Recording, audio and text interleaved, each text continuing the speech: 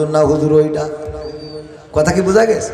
আমাদের সভাপতিগুলো যদি মসজিদে দাঁড় করিয়ে দেন তাইলে প্রথম রাকাত পড়ে তারপরে বেড়া খুঁজতে হবে যে কোমনে যাওয়া যায়। ওগো আমার ভাইরা, এমন সভাপতি চলবে না। এই কথা বলার কারণে আমারে বানাইছে সভাপতি। আর বাংলাদেশ ইসলামী ছাত্র শিবিরের জেলা সভাপতি ছিল তরিকুল ইসলাম, যশোর জেলা, ওরে বানাইতেছে সেক্রেটারি। যে আমাদের সভাপতি না থাকলেও সেক্রেটারি পড়াতে পারবে। এখন মসজিদের কমিটি হইলো, যদি ইমাম না থাকে সভাপতি পড়াবে, যদি সভাপতিও না থাকে সেক্রেটারি পড়াবে।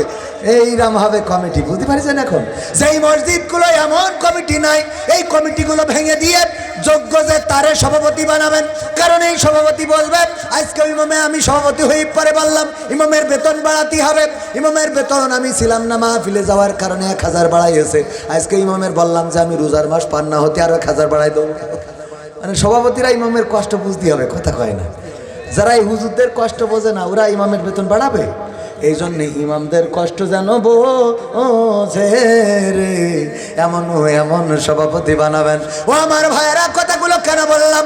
অনেক আলেম আছে যারা হক কথা বলে না, আর অনেক মসজিদ আছে যারা মসজিদে হক কথা বলা চলে, কথা কয় না।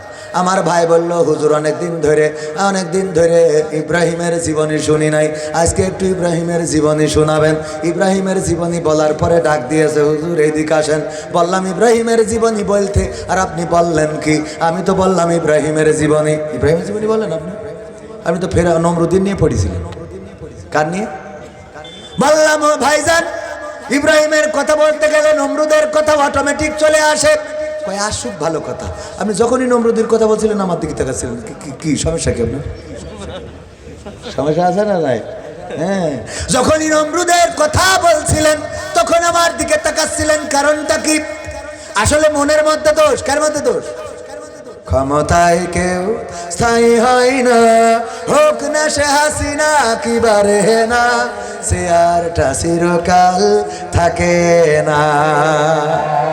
ক্ষমতায় কেউ স্থায়ী হয় না, মুজিবুর বেশি দিন থাকেনি, জিয়াউর কেউ তো রাখেনি। মুজিবুর বেশি দিন থাকেনি, জিয়াউর কেউ তো রাখেনি। এরশাদ চলে গেছে পৃথিবী ছেড়ে, এরশাদ চলে গেছে পৃথিবী ছেড়ে, কেউ আজ তার কথা কয় না। ঠিক না ঠিক?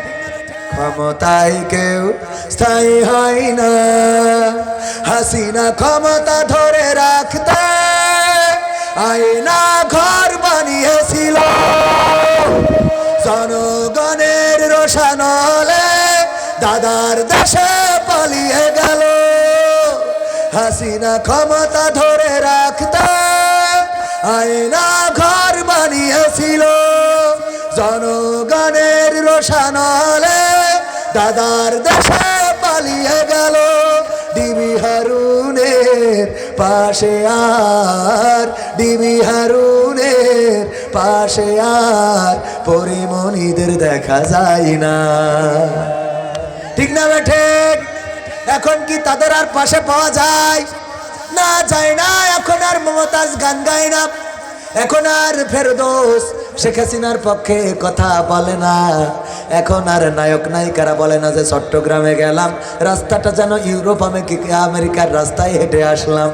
বলেছে ততদিন খেয়েছে যতদিন, বলেছে ততদিন পেয়েছে যতদিন, বলেছে ততদিন নিয়েছে যতদিন। বলা বন্ধ হয়ে গেছে সেই দিন থেকে, যেই দিক থেকে বুঝেছে আর পাওয়া হবে না। ঠিক না ঠিক? শেখ হাসিনা সংসদে গান গাইল নেত্রীর নিয়ে, নেত্রীর পিতা নিয়ে, অথচ এই শেখ হাসিনা চলে গেল ভারতে, না কোনো গান গাইল না, কোনো গান আর শোনাইল না।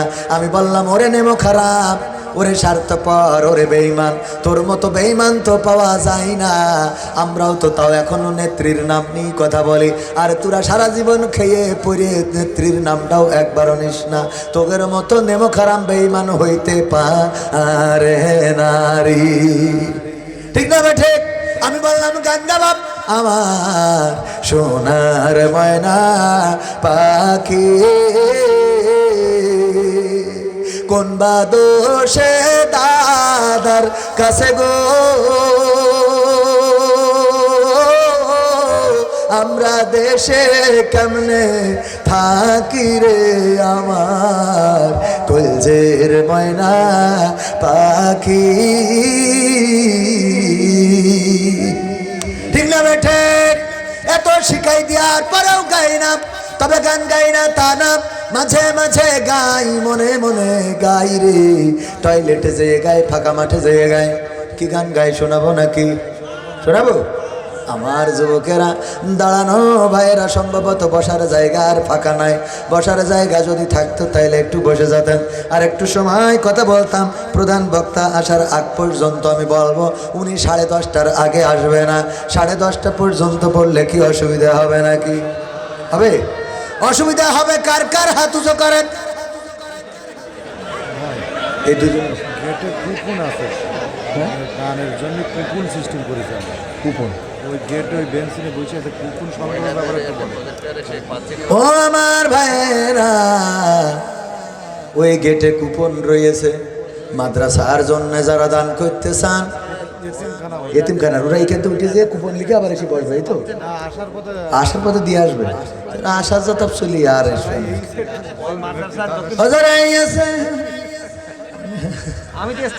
অসুবিধা নেই বাবারে আপনাদের এই টাকা দেন বলেই তো আমরা করি কমে খাচ্ছি বোঝেন ওইটা না মূল কথা হলো এই মাদ্রাসাটা চলে আপনাদের ধানে ঠিক না এখানে কোরআনের খাদেম হয়